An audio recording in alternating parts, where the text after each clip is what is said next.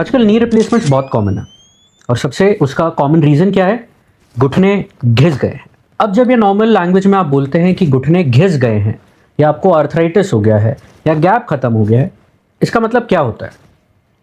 नमस्कार, मैं डॉक्टर मुकुंद अग्रवाल, एक robotic joint replacement surgeon Nagpur से। Welcome to my series knee pain simplified. आज हम अपने सीरीज का तीसरा एपिसोड लाए हैं जिसका टाइटल है आर्थराइटिस नो यानी। मतलब आज के एपिसोड में हम जानेंगे कि आर्थराइटिस वर्ड का मतलब क्या होता है। अब टेक्निकली मेडिकल लैंग्वेज में जो नी आर्थराइटिस या ऑस्टियो आर्थराइटिस होता है वो एक गलत नाम है, सॉरी टू से, बट उसका सही नाम आर्थरोसिस होना चाहिए। आइटिस में इन्फेक्शन होता है, आर्थरोसिस में इन्फ्लेमेशन होता है। इतना सब आपको जानने की ज़रूरत नहीं है। बेसिकली आपको ये समझना है कि जो अब घुटना घिसना बोलते हैं या गैप खत्म होना बोलते हैं वो एक एज रिलेटेड फैक्टर है, ये सब जानते हैं। बट ये किन लोगों में ज़्यादा कॉमन है ये आज मैं आपको बताऊंगा। जैसे जैसे आपकी उम्र बढ़ती है वैसे वैसे जो अपन ने एक साइकिल का फर्स्ट एपिसोड में एग्जाम्पल लिया था, जो टायर आपकी कवरिंग होती है, अभी आपकी हड्डी है, इसके ऊपर भगवान ने एक कवरिंग दी है जिसका नाम है कार्टिलेज। ये कार्टिलेज क्या करता है? जब ये हड्डी किसी और चीज़ पे रगड़ाती है तो वो हड्डी को घिसने से बचाता है। ये कार्टिलेज में एक अमाउंट ऑफ हाइड्रेशन होता है, एक थिकनेस होती है। जैसे जैसे आपकी उम्र बढ़ती है वैसे वैसे ये कार्टिलेज की थिकनेस कम होने लगती है। एक टाइम आता है जब ये हड्डी के ऊपर से पूरी तरह गायब हो चुका होता है। इसके बाद जब भी आपकी जांघ की और पैर की हड्डी आपस में मुड़ती है या आप चलते हैं तो हड्डी आपस में टकराने लगती है। इसको हम आर्थराइटिस बोलते हैं। ये अलग अलग प्रकार के हो सकते हैं जिन्हें हम आगे पढ़ेंगे। पहले ये जानते हैं कि किन लोगों में आर्थराइटिस ज़्यादा कॉमन होता है। सबसे बड़ा रीज़न जो आज की दुनिया में हम पेशेंट्स में देख रहे हैं, the most common and the most evidence based कारण ऑफ आर्थराइटिस इज वेट।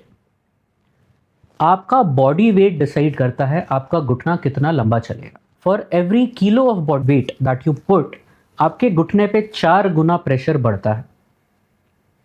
उसके अलावा आज की प्रैक्टिस में हम देखते हैं कि फीमेल्स में आर्थराइटिस ज़्यादा कॉमन होता है। उसके कई कारण, एक तो मेनोपॉज होने के कारण, कई हार्मोनल इम्बैलेंसेस के कारण उनकी हड्डी कमज़ोर पड़ने लगती है जिसके कारण आर्थराइटिस होता है। Over a period of time जो मसल मास आपका रहता है घुटने के आसपास वो फीमेल्स का मेल से कंपेयर्ड या लेडीज़ का जेंट से कंपेयर्ड थोड़ा कम रहता है, इसीलिए आर्थराइटिस उनमें ज़्यादा होता है। बट ये कोई श्योर शॉर्ट चीज़ नहीं है। कई बार मेल्स या जेंट्स में भी आर्थराइटिस उसी लेवल पे होता है। जो लोगों की एक्टिविटी लेवल बहुत कम होती है उनमें आर्थराइटिस होता है। Genetics play a very big role in your arthritis.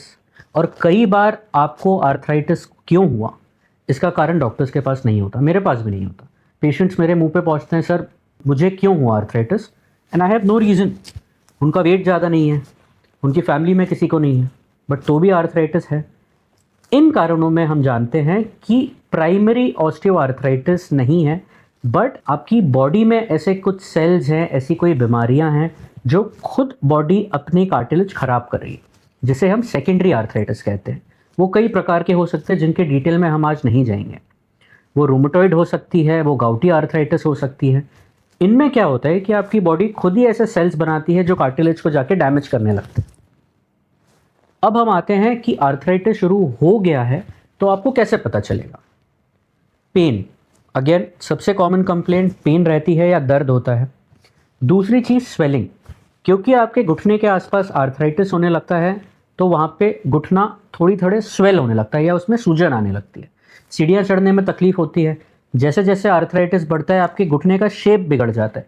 जो आपके घुटने सीधे या पैर सीधा होता है वो थोड़े से कर्व्ड हो जाते हैं, क्योंकि आर्थराइटिस आपके घुटने के अंदर के भाग से शुरू होता है तो वहाँ की हड्डियाँ डैमेज होने लगती हैं।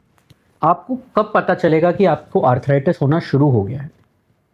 एक बेसिक का लॉजिक है, अगर आपकी एज 40 से कम है तो आपको आर्थराइटिस होने के चांसेस कम हैं, प्रोवाइडेड आपको कोई सेकेंडरी कॉज नहीं है जैसे कि रोमेटॉइड, अलग अलग कॉजेज़, या आपका कभी हड्डी टूटी नहीं थी जिसके कारण आपको कार्टिलेज लॉस हुआ था।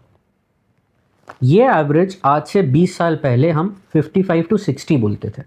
मतलब अगर आपकी एज 50 से कम है तो आर्थराइटिस नहीं है, ये 20 साल पुराना लॉजिक है। ये 20 साल में बहुत सी चीज़ें बदल गई हैं आज की प्रैक्टिस में। जो आर्थराइटिस 55-60 के बाद डेवलप होना चाहिए था, हम आजकल देखते हैं 45-50 के बाद डेवलप होना शुरू हो गया है, क्योंकि लोग अपने वेट पे ध्यान नहीं देते, अपनी एक्टिविटी पे ध्यान नहीं देते, एक्सरसाइज पे ध्यान नहीं देते और सबसे इम्पॉर्टेंट अपने न्यूट्रिशन पे ध्यान नहीं देते। आपको बहुत सिंपल से तरीके से पता चल सकता है कि आपको आर्थराइटिस है या नहीं, जो है एक्सरे। एक्सरे आपको बहुत क्लियर बता देता है कि आपको आर्थराइटिस है कि आपको आर्थराइटिस नहीं है। आपको उसमें कोई एमआरआई, कोई सीटी स्कैन की ज़रूरत नहीं पड़ती है। अब आते हैं एक्सरे पे। यहाँ आप देख सकते हैं एक नॉर्मल नी जॉइंट का एक्सरे दिख रहा है। जो मैं गैप दिखा रहा हूँ आपको एक्सरे में, वो खाली जगह नहीं होती, वहाँ पे आपका कार्टिलेज होता है जो एक्सरे पे नहीं दिखता, इसीलिए लोगों को वो गैप दिखता है। अब आप यहाँ देखिए, यहाँ पे आपको जो एक्सरे दिख रहा है वो आर्थराइटिस है, जहाँ पे आप देख पा रहे हैं कि हड्डी के बीच का गैप खत्म हो गया है।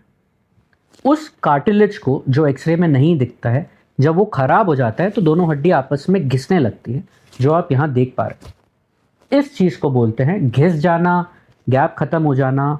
सिंपल सी बात है, आर्थराइटिस को आप जल्दी डायग्नोस करेंगे, बहुत इनिशियल स्टेजेस में करेंगे, सारी चीज़ें आप डॉक्टर की फॉलो करेंगे, तो आप नी रिप्लेसमेंट से बच सकते हैं। नी रिप्लेसमेंट से कैसे बचना है, ये मैं अपने अगले एपिसोड में बात करूंगा। इसीलिए subscribe to doctor Mukund Agarwal.